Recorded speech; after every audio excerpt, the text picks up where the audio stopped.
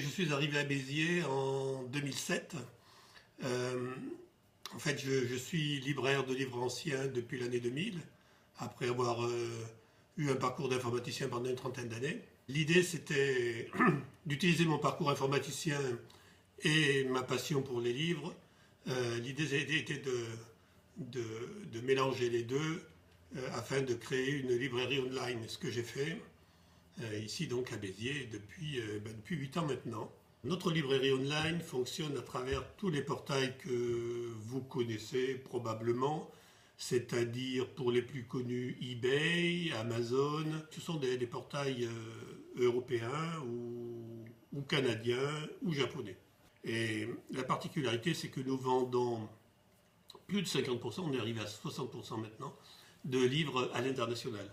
Donc on est vraiment une petite société, mais tournée tout à fait vers l'international, grâce évidemment à Internet.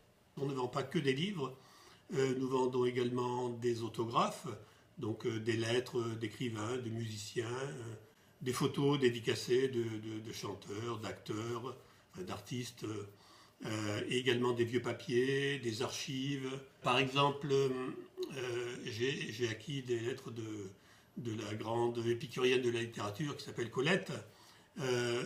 Ces lettres étaient destinées à des viticulteurs, à des vignerons. Colette était une passionnée du vin breuvage, et donc ça m'a permis d'écrire un livre sur elle qui s'appelle Colette, la passion du vin, qui a été publié il y a 2 ans. Et donc cette grande dame de la littérature, donc passionnée de vin en fait, qui avait été malade à la fin de sa vie, de dernière sa vie, se droguait grâce au vin. Et elle avait même poussé l'addiction à élever elle-même du vin. Elle était entourée de vignes dans sa villa de Saint-Trope, ce qui lui permettait de fabriquer quelques 3000 bouteilles par an pour sa consommation personnelle, disait-elle. Bon, et ses amis aussi, bien sûr. Ça fait quand même 10 bouteilles par jour, c'est pas mal.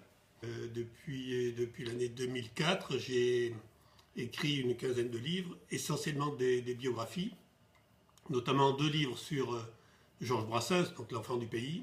J'ai également écrit un livre sur Maurice Chevalier, et puis 2 livres sur Édith Piaf, dont notamment nous allons fêter dans quelques jours, le 19 décembre, le centenaire de sa naissance. Alors, le site internet s'appelle blonjon.com, blonjon.com. Et le dernier livre que j'ai écrit s'appelle Édith et ses hommes, qui raconte à travers le prisme de tous les hommes qu'elle a côtoyés, rencontrés, aimés, qui raconte en fait le parcours de cette vie à la fois brillante, cahoteuse et passionnée.